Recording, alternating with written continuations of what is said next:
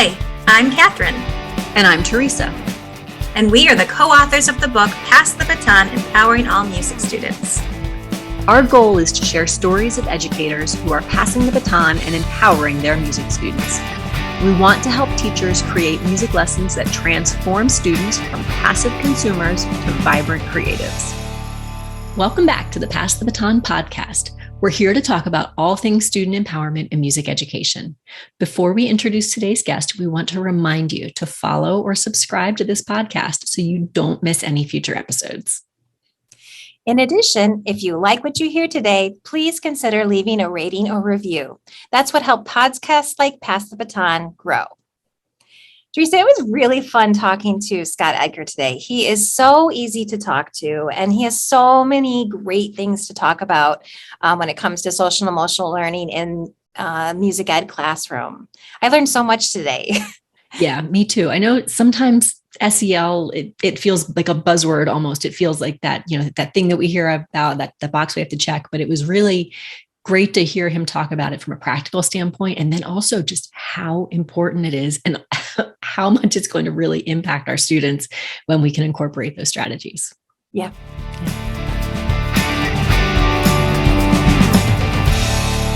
Okay, welcome back. We have the pleasure today speaking with Dr. Scott Edgar. Scott, I think the first time I got to meet you was at Illinois Music Ed Conference in Peoria. I heard you speak, and it was just a really interesting session. And then since then, I think I've picked up your music ed and social emotional learning book. And I know there's a lot more things out there too projects you've been working on. So first of all, thanks for being with us today. Kathryn, Theresa, such an honor to be here. Thank you so much. And so many different things over the last 2 years. It has just taken off like gangbusters. My goodness. It was like, it took us 27 years to get to this point in SEL. And then it took us a pandemic to realize that, hey, SEL can be of service. So thank you so much for giving a platform for us to be able to talk a little bit more about this. Yeah, such an important topic. So if we could start, could you just introduce yourself a little bit and tell us your background, current teaching position, all those good things? I would love to, but when push comes to shove, I'm a daddy, I'm a husband, I'm a person who likes to grill.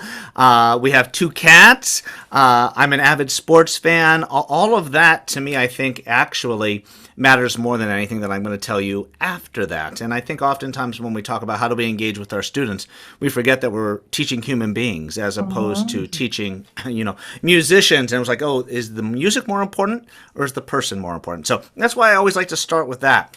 The nuts and bolts of it is, I was a K-12 music teacher in Ohio for 10 years of my life. I went to Bowling Green State University for my undergrad, master's at University of Dayton, taught in Dayton, Ohio, and then went to University of Michigan for my doctorate. And that's when I discovered this thing called social and emotional learning. Oftentimes a question I get is, so when you were teaching middle school band, did you do SEL with them? No, I didn't know what it was. That's why I went to University of Michigan and I discovered these things because I came in with some big questions. So now I teach at Lake Forest College, which is just a little bit north of Chicago. I'm chair of the Department of Music. I work in the music ed department, and I also direct the concert band there. A lot of the other hats that I wear, I'm also director of practice and research for the Center for Arts Education and Social and Emotional Learning, which is dedicated to finding those intersections between SEL and music and arts education. That's great. That sounds awesome. So can you give us, in a nutshell, what is social emotional learning? It's such an important question, right? Because it's really become buzzworded. And, everyone's talking about SEL, and oftentimes people say, just what is this? And it is such an important question because so many people are taking it in a lot of different directions. Some are accurate and some are, to be honest, not. I mean, some people think, SEL, that's where we just come together and we talk about our feelings and everyone gets a hug. Emotional vocabulary building is part of that, and asking our students what they're bringing to the table and how they're feeling is part of it, but it's not all of it. And other people are saying, when SEL's misconstrued, it's another form of control. Absolutely.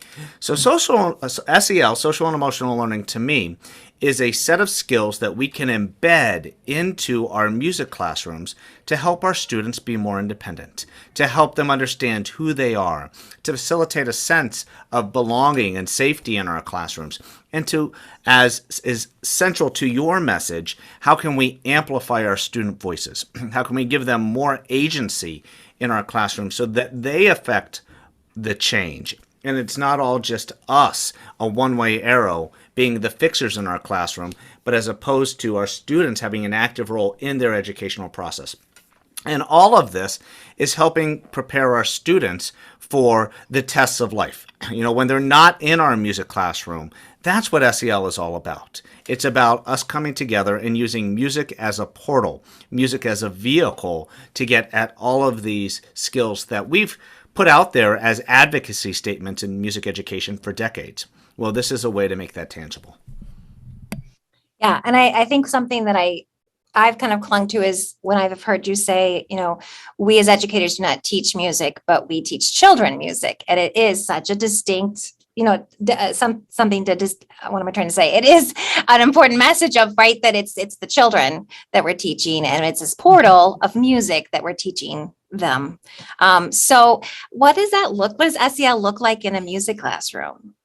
Well, it's such a brilliant question because it's so different depending on what who the teacher is, Right. Whether it's elementary or whether it's middle school, high school, band, choir, orchestra. And, people say, when you go into a classroom that is SEL rich, what does it look like? Well, the answer is typically it looks like just phenomenal music teaching.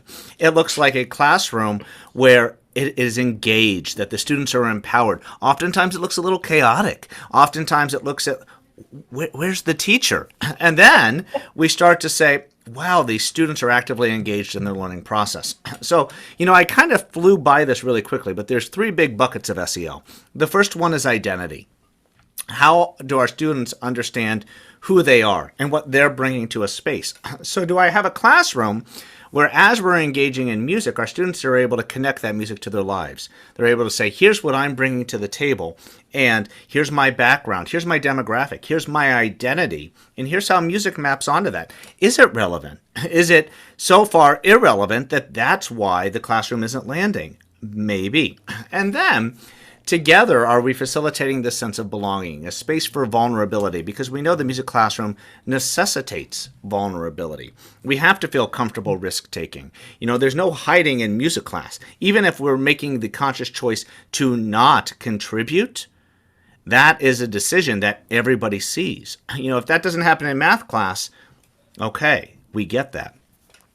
And then the most powerful thing, when our teachers who are hitting this out of the park, we see students who are actively guiding the ship, who the teachers are there as facilitator as opposed to director. And so what does it look like? So many different things, but we see music that is relevant to our students' lives being explored together, and that all the decisions are not made by the teacher. That's really, it's so interesting to hear. And I love how you mentioned it being something that's embedded into the classroom and not just like, checked my box, I did my SEL today, which sometimes with other initiatives and other things, that does happen. We just try to check the box and do it and move on to the next thing. So can I jump in on that one, Theresa? I'm sorry. Please. And because I think there's a lot of times that that's what we feel like our administrators expect. We feel like that's like, if they're going to come in and there's an evaluative part of this, it's like, well, how can I show them SEL? Social and emotional learning needs to be part of everything that we do. And when we properly contextualize it within how rich music is, it can't be the first 5 minutes of class. It can't be, this is my SEL piece or SEL Fridays. How many minutes do we need to dedicate to SEL? All of them. But all of our minutes need to be music too. It's not an either or. It's this false dichotomy that I think many people, especially now, as we're getting back to post-pandemic reality of putting on concerts, it's like, oh, SEL, that was really important when we weren't able to do concerts. Now that we're back to concert, we're going right back to status quo. And we need to reconceptualize this, that when we have this other side of connection, of student empowerment, that it makes everything else better. So all the minutes. But also too, I think, right, the first time you try some different things, you offer more voice, or you, right, you ask the kids a question that they're not used to being asked. It's going to take time for them to start to understand, like, no, the teacher really wants to know my thoughts, and my voice is valued and heard in this classroom. So you almost can't have a SEL Friday, because you've got to do it enough where they start to understand, like they're kind of reprogramming, because perhaps in other classes or in music class before, me or whatever, that wasn't something that was part of their day, that wasn't part of their routine, that wasn't something that was embedded in lessons. So they really do need that repetition of, like, no, really, I do want to hear your thoughts, and you're going to see me put your thoughts into action, right? And kids also need to learn that you're safe to divulge to. Yeah. Like, because that first time you do it, kids smell fake. They're like, oh, this is different. This is different. Why? Well, what are we trying to pull off here? Right. And then they're like, oh, there's that authenticity that emerges. Yeah. So, hey, I'm trying something new. Give me some time. Give me some space. And trust me, it's gonna feel good eventually. But it is that. It's like, okay, so if this is part of everything that we've always done, some teachers, I do believe that this is part of their teaching DNA. Sure. Some teachers are, I'm recognizing that I need to connect more deeply with my students. One of the big entry point questions that we are asking our teachers now is, how do you connect with SEL? And, what are you bringing with as a connection point to understanding how this melds with your teacher identity? And the most powerful question that we can ask is, what do you know about your students?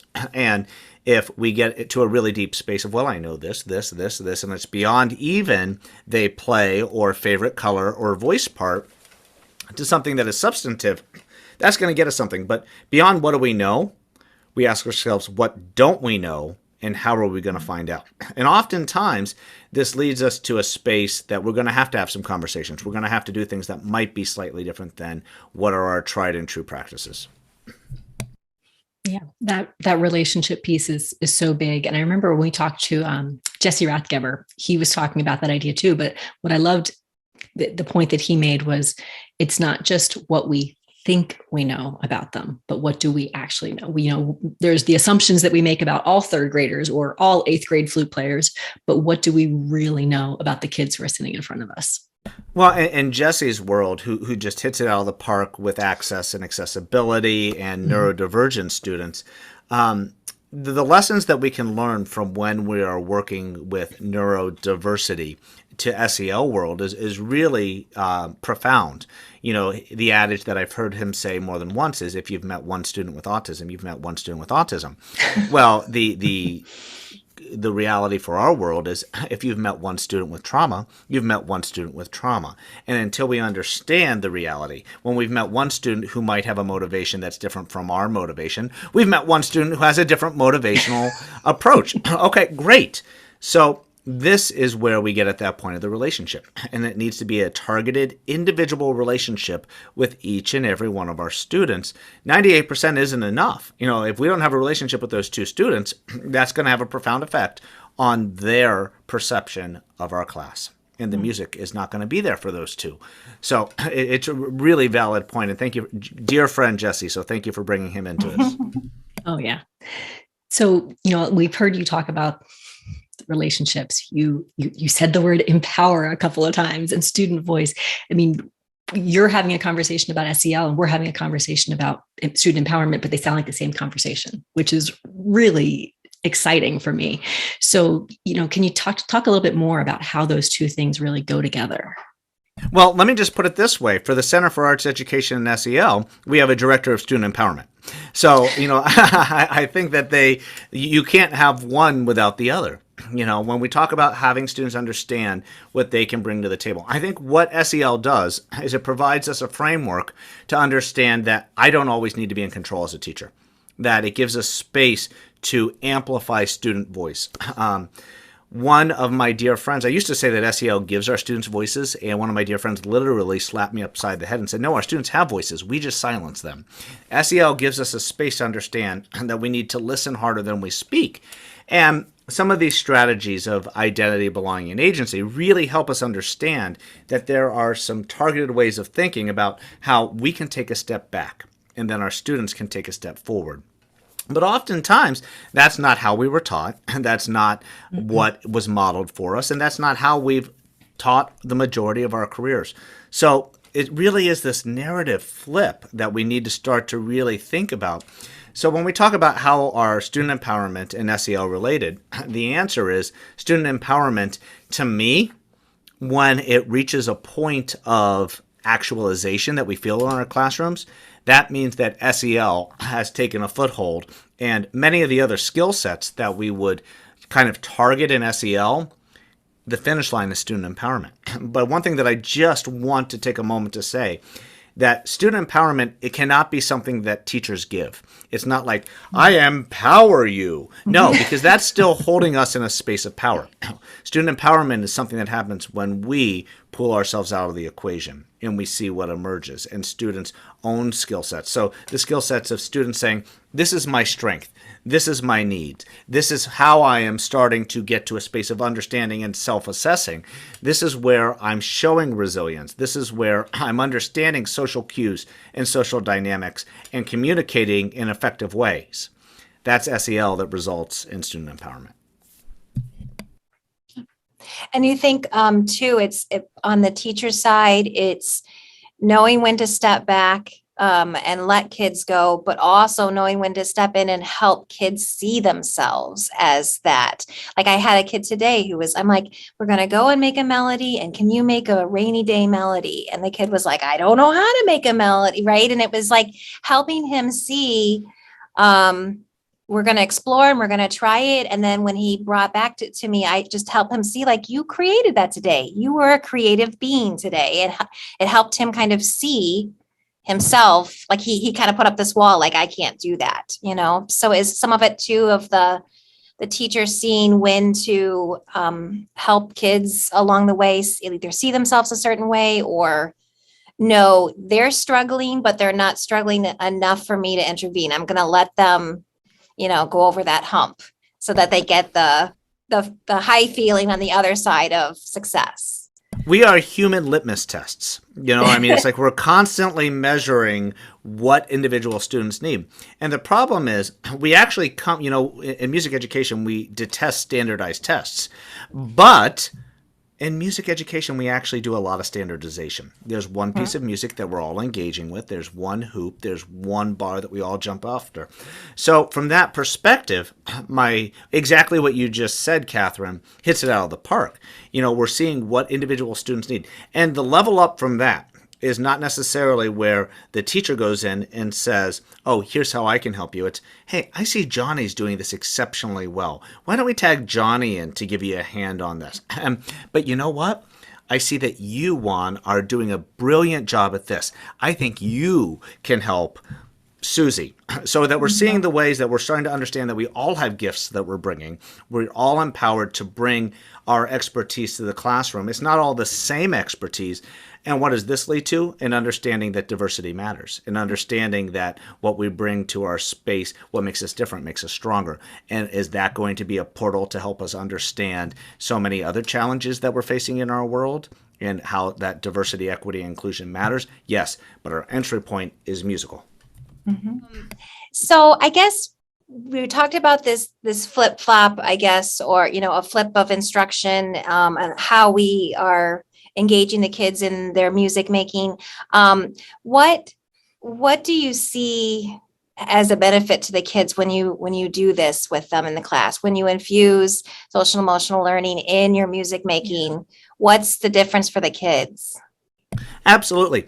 And, I don't want to come across as saying, oh, the teacher never instructs, because that's not what this looks like. We are the musical guide, and Sure. There's musical expertise that we bring to the plate that our students probably don't have. So there are elements of, this isn't like, oh, we're just going to go in and say, hey, who's an expert at something, and we're going to go that route. No, there's calculated planning and understanding, how do we scaffold into this? This isn't something that we go in and it's, all over the place. The benefit here is a more autonomous class. The benefit here is more independent musicians who understand how they are engaging with the content. The benefit here is that the skills that we are harnessing and practicing and rehearsing through a musical idiom are going to come with them for the rest of their lives. Our goal can't be to produce more professional musicians. That's just not a reality for our profession. The answer is, though, what's the benefit? Well, for me, it's two things. One, I want them to be lifelong, passionate advocates and lovers of music. And that could mean being a professional musician. And I want them to come back and say, wow, I learned so many things that have helped me for the rest of my life. And oftentimes, it's not the B-flat scale. Mm-hmm. Yeah, it's like the meme you've seen with somebody holding the recorder and saying, oh, thank goodness I know how to play hot cross buttons. Yeah. But the lifelong lovers passionate about music, that's so important. Yeah. All right. So if someone's wanting to dip their toe in and not sure how to suddenly embed in what they do, what are some strategies you could suggest, or what would be a good starting point? Yeah. So, I mean, the question that I talked about, just saying, what do you know about your students? And how do you start your students to say, look at your students and say, what are their skill sets? We call this valuing cultural assets. So what are the things that are rich in your classroom already? And then when we understand our strengths, then we can start to flip that on its head and say, these are things that we need to work on. I think the first thing that we always need to do is we need to take a look at our class. And this comes to us, just so you know, from my brilliant colleague at the center. His name's Urel Lashley, and he came up with a STAY model. So the first thing we do is we select the SEL competency. So what is the skill that we need to build? As I'm talking to teachers across the country right now, sometimes it's impulse control, right? We're seeing a lot of instances across the country of impulse control. Okay, so that's what we're going to target. Then, so we've just selected. Then we're going to translate that. Well, what does impulse control look like for a kindergartner?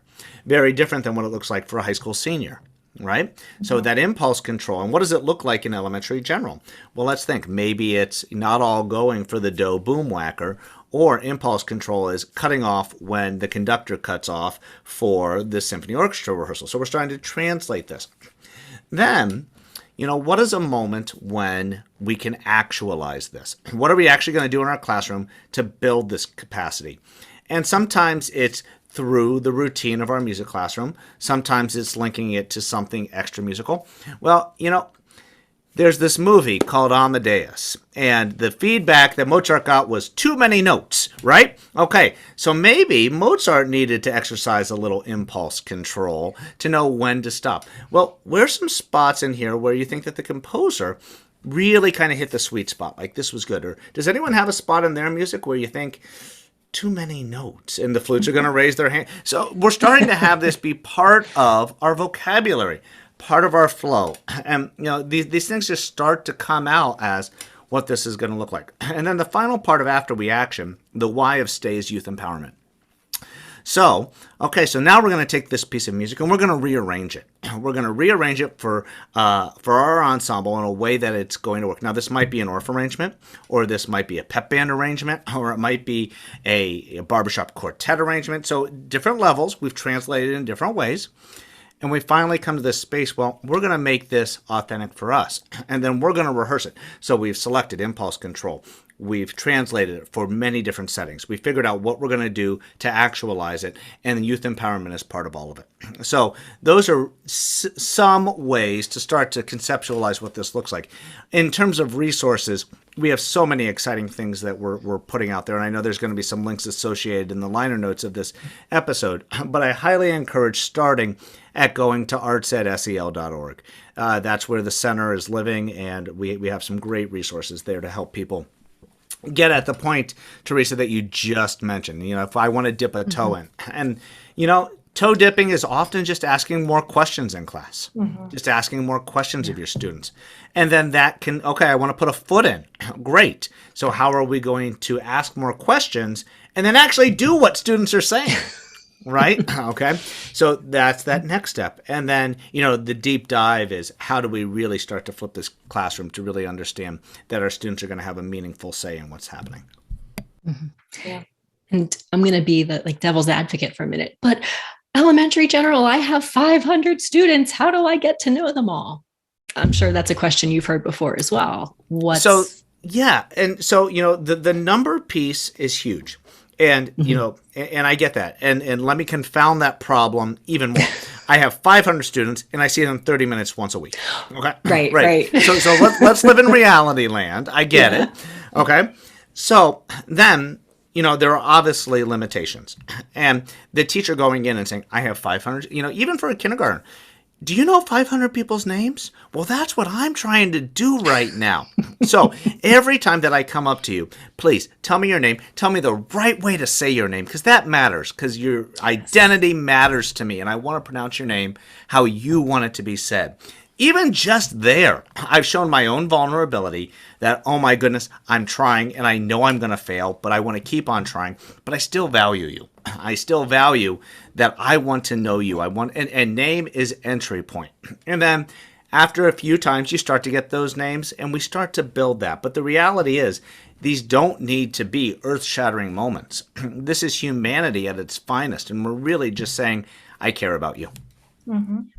Yeah. I've really found, because I have about 500 kids, but I found if I have a student who's having trouble in music class, if there's a time that I can have them to come and help me and be a helper, even if it's for a younger class or something, 1 or 2 times of doing that for 10 minutes during their snack time, they come to help me and I get to, just have a conversation with them about a movie they saw or whatever. It really, like you're saying, it's not an earth-shattering amount of time for the message to be sent that I care about you and I want to know more about you. And, and so even things like that, when you have just a little bit of time to give, it goes a long way with a lot of kids. There's a lot in what you just said. And the first part that really struck me was that, we have students who come to our space, and this is maybe the only space where they feel like they have a home.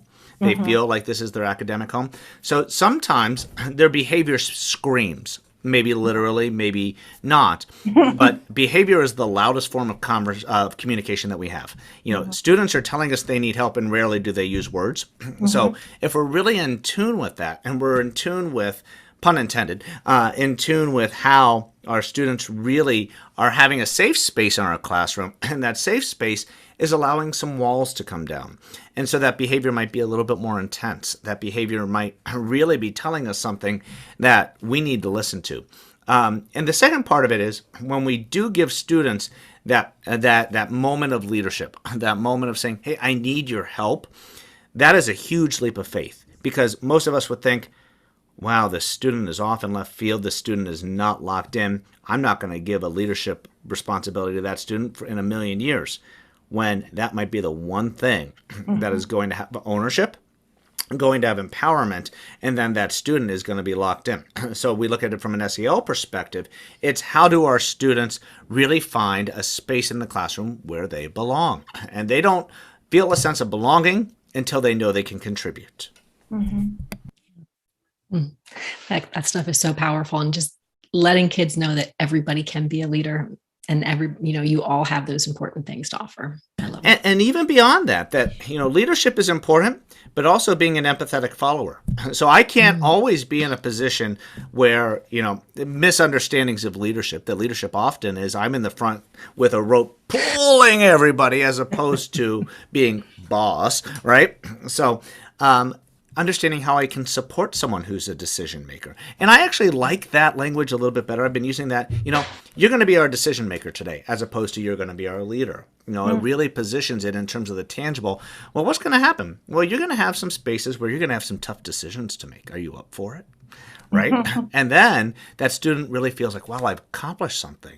I got to make a big decision. And then we see the effect of that decision. We see that effect how that one decision impacts both the process and product of our music classroom. Oh, I love that. Might be needing to use that. Well, and I guess let's switch gears a little bit. We've been asking this question recently that, and I think you've answered this, but sometimes we need like an explicit answer to this question when we, as music teachers, worry about high quality performances. It's a bigger part of our job. And so, how do you balance empowering students, making sure you're embedding social and emotional learning in your classroom, and these high quality performances? It can't be an either or. So, I had a really nice conversation with Omar Thomas, an amazing band composer. And it was at Midwest this last year. It was in a clinic, and we were talking. And I will never forget his response, because he looked at the audience and looked at me and said, "Scott, my music is not correct if you ignore this side of things. You're not getting to the place you want to be. You're limiting it." It positions us in the role of janitor, where we clean notes and we clean rhythms, and there's always more time to clean. There's always something else to clean. But there's a whole other world on the other side of correct, and that other side of correct is connection. When we can figure out how does this piece of music connect with our students' lives, we get what Omar was encouraging us to think about. How can this performance have heart? How can it connect? So it cannot be an either or, but I'm here to just validate that takes a leap of faith. That, it's like, okay, but, right, I get it. The concert's ticking down. And this isn't to say that, that week before the concert, don't plan a stop the presses SEL moment, because you might need some time to make sure you can get from start to finish. I get that. I live that world. So there's some calculated work here. But even in that moment of that week before rehearsal, well, if we have to perform tomorrow, you're going to be anxious? Why? Well, I don't know if we can get through it. I don't know where Okay, so we acknowledge our strengths, we acknowledge our needs, we were vulnerable. So what do we need to do to get to a space where we're going to feel calm and confident? Okay, now we're starting to talk about this. It's not an either or.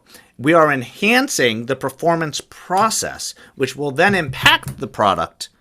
We just need to think about it. We're not talking about, oh, how do you feel? We're really using the repertoire in our rehearsal process as a way to get to a high quality performance. So this is a space where I think we need to really think about, what are our core values? And I do believe that one of the strongest things that we do in music education is to teach our students how to be excellent in something. And there's a level up from that too, that what if our students can articulate what excellence means to them, and how close are they to achieving that excellence? Excellence is something that we can never let go of, because our students want to be part of something that's great, and they know when they're not. Okay? SEL can get us there too. Yeah, I love that. So, the question essentially came about because so often we would do these presentations and talk about student empowerment, talk about all that. In the very end, that the hand would go up and that's what they would say. But what about the concert? Like, no, it's all the same. It's all part of it. And yes, there are still days that I'm going to say, no, it's F sharp. Like, that's still happening. Right. And then all the trumpets go, but but we're embedding all of these things in what we do, trusting that process and knowing that the kids are going to be better for it. And it's going to be a more meaningful experience for them. Absolutely. Every day of the week. And, when our students are then able to say, F sharp, middle finger, first finger on clarinet, right, all that technique stuff, even there's a way to, I'll use it as a verb, SEL that, right? So turn to your neighbor. Show them what this is. Find one spot in that measure that didn't go how you want, and find someone next to you who can help you fix that. Okay? These little things that are going to improve what we're after, but it takes us out of the equation and it positions them in a space to have a louder voice. Those are the ways that we can, it's not an either or. Yeah. And then once we do that, we have kids who can make music not just when they're sitting in our classroom, but wherever they are in the world. Absolutely. Yeah. Love it. All right. So if people want to learn more about your work, they want to hear more, they give us all the things, all the places that they can go. Well, this is always the spot that I turn 3 shades of red, because I'm a middle school and a high school band director at heart. And then I went on to do the higher ed thing. And, the first book that I wrote, Music Education and Social and Emotional Learning, The Heart of Teaching Music, was something that I did while we were waiting for our son to be born. And I had sabbatical, and it was just a semester where I wrote something, and it really has taken off. So I am honored by the reach that this has had. So, there are books through GIA. I've written 4 of them, one of them in collaboration with my wife, the ABCs of My Feelings in Music, which we're really, really proud of. It links visual arts with an artistic vocabulary, an emotional vocabulary, and ways to listen to music in different ways. Some other books that have really amplified teacher voice, because, as we talk about student empowerment, if there's not teacher empowerment first, very rarely do we have that model to experience student empowerment. So, we haven't really talked about adult SEL and adult empowerment, but that's part of all of this too. I would encourage you to check out www.arts@sel.org, and then we'll give you some other links because we have 2 great webinar series that we are approaching SEL in really bite-sized chunks. One is through the Save the Music Foundation called Student Empowerment through SEL and Music Education, where we brought in just some major players in the field about telling us what it looks like. And I know it will air after this, but 1 week from today on April 13th, we're doing an episode that I just can't wait for called Hip Hop and Music Education for Student Empowerment. So we cannot wait for that. And then the other one is through Music for All, where we've had 2 seasons now of how do music educators, leaders in our field, really start to understand what SEL is in their world. So those are the big 3 spaces that I would suggest. Sounds great. And you have a podcast as well. Is that right? Yeah, and those are those. Yes. So the Music for All one, the Music for All is the podcast that I host. Gotcha. So we do it in a very similar way. So we do the video and then we extract for podcast. But you can go to musicforall.org/SEL, and that'll bring you right to a space that you can see. I think we're up to something like 27 episodes now of how SEL intersects with music education. Yeah. That's awesome. Well, thank you so much. We really, really appreciate you taking the time to talk about this. It's so encouraging and inspiring to hear about how these 2 things go together, and hopefully, more educators are going to look to how they can incorporate those SEL. I guess this is the competencies. Is that the right terminology? Into what they're doing. And I would be remiss, thank you, I would be remiss if not saying that Pass the Baton is a game changer. So really, really a gift to the profession. So beyond my honor. And I forgot, those webinars and things are lovely. Edgar@lakeforest.edu. Send me an email. If you want to connect, send me a note and I'm happy to engage. Perfect. Wonderful. Thank you. We'll make sure we put all of those links in the show notes so that people can learn more, get in contact, and all of that. Beautiful. Thank you so much. It's been such an honor. Yes, thank you. Thanks for joining us. Make sure to subscribe so you don't miss an episode. We'd also love for you to consider sharing this podcast with a friend and leaving a positive review. That's one of the best ways to get this message to new listeners.